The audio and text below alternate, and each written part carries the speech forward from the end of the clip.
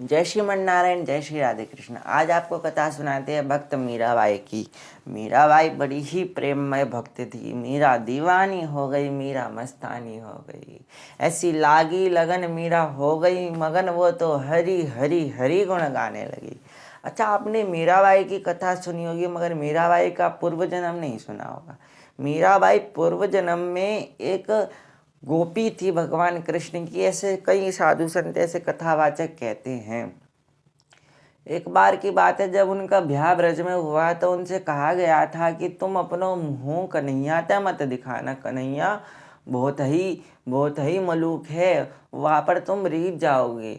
तो एक बार जब देखने गए कि हाँ भैया आज तो भाभी के मुंह दिखाइए, एक नई भाभी हमारे गांव में आई है तो देखिए हमें।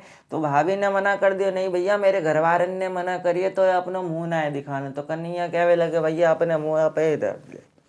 एक बार जब पालकी ते जावे लगी, जब देखो कि भैया चारों ओर ते गैया ते घिरो हो, एक मलूक सो लाला जाके हाथ में बांसुरी बज रही हो, ये कौन है? अपनी ननंद से पूछो तो उनने कही ये ही तो कन्हैया है, जाते तमनो अपने मुंह छुपायो। और कन्हैया को वो भाव देखकर मीराबाई रोने लगी, मैं किन की बातों में आ गई, मेरे ठाकुर जी कितने सुंदर है। और जब गोवर्धन लीला हो रही थी तब भी मीराबाई वहीं थी, मगर वो मुख ना देख पाई थी, क्योंकि भगवान ने कहा था तुम अपना अगला जन्म लेना और जब जन्म में मैं तुम्हें अपने दर्शन दूंगा।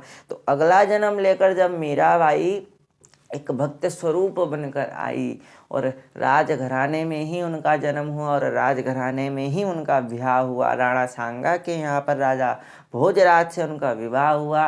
उनके पति अच्छे थे मगर कम आयु में उनके पति गोलोक सिधार गए थे। उसके तत्पश्चात उनकी सासू माँ ने उन्हें बहुत तंग किया, उनके देवर ने उन्हें बहुत तंग किया। भक्ति में एक कमंडल में ठूठी बनने वाली बात कर दी थी, भक्ति ना करने देती। सांप से डसवाना चाहा, जहर पिलाना चाहा, घर से निकाल दिया, भक्ति के सारे मार्ग बंद कर दिए। मगर मीराबाई कहाँ रुकने वाली थी। संत रविदास की शिष्या थी मीराबाई, अपनी भक्ति को बढ़ाती गई और एक दिन अपने आप को भगवान कृष्ण की मूर्ति में समाहित कर लिया। इतना प्रेम, इतना वैराग्य, इतना भाव देखो मीराबाई का कि भगवान हरि में, भगवान कृष्ण में अपने आप को समाहित कर लिया। उस मूर्ति में देखो तो भगवान के दर्शन होंगे, अपने घर की मूर्ति में देखो तो नारायण भगवान के दर्शन होंगे। जिस प्रकार एक भाव से एक मूर्ति में भगवान को देखा, वैसे ही हमें देखना चाहिए। ऐसी मीराबाई भक्त के चरणों में हम नमन करते हैं। जय श्रीमन नारायण, जय श्री राधे कृष्ण।